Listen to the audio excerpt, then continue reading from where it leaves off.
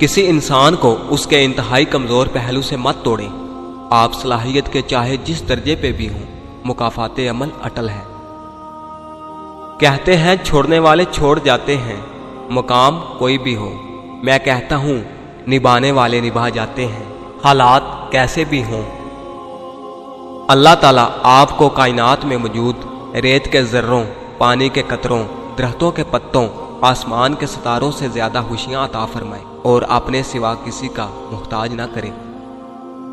अकड़ तब तक चलती है जब तक पकड़ नहीं होती, और पकड़ में आना लाजिम है। मुकाफाते अमल इसी को कहते हैं, जो कुरान के बुनियादी असूलों में से एक है। उम्मीदों के आगे टूट जाना अच्छा नहीं लगता, किसी के आगे हाथ फैलाना अच्छा नहीं लगता। मुझे देने वालों की ही कतार में रखना ऐ मेरे मालिक, मुझे देने वालों की ही कतार में रखना ऐ मेरे मालिक। तेरे दर के सिवा कहीं सर झुकाना अच्छा नहीं लगता।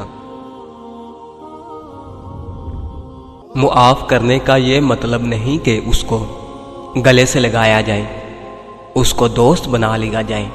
सिर्फ एक अहद करना होता है कि जो अजियत इसने मुझे दी वो मैंने इसको नहीं देनी। आज किसी लड़की के दोस्त होने के ख्वाहिशमंद हजरात कल खुद किसी लड़की के बाप बन जाएंगे।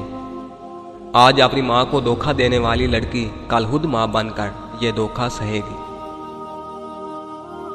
आज तुम किसी के खानदान की इज्जत का ख्याल नहीं रखोगे तो कल तुम्हारे साथ भी यही होगा। आज किसी की इज्जत तुम्हारे लिए टाइम पास है तो कल तुम्हारी बेटी खुद किसी के लिए टाइम पास बन जाएगी। मुझे कुदरत के एक अमल से बहुत प्यार है, मुकाफाते अमल। सुकून सा आ जाता है ये लफ्ज़ सुनकर कि जो जैसा करेगा वैसा पाएगा।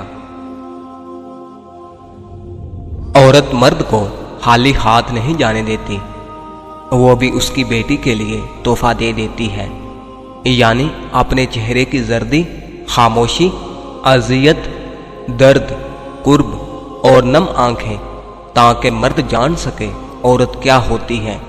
और जब मर्द औरत को बेटी के रूप में जान लेता है तब वो खौफजदा हो जाता है, क्योंकि उसे कभी रब की बात और कभी वो औरत की याद आ जाती है कि दुनिया में हर चीज़ मुकाफाते अमल है।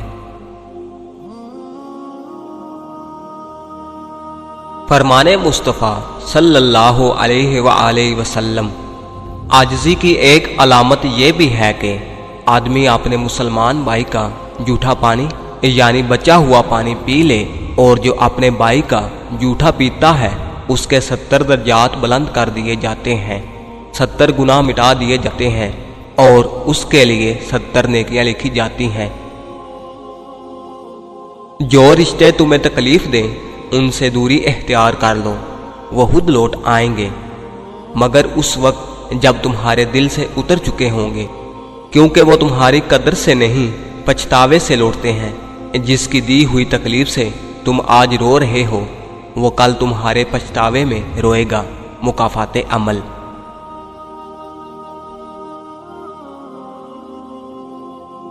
मगरब के वक्त सूरज की शुआएं सुर्ख हो जाती हैं, जिन्नात और इबलीस की ताकत अरूज पर होती है।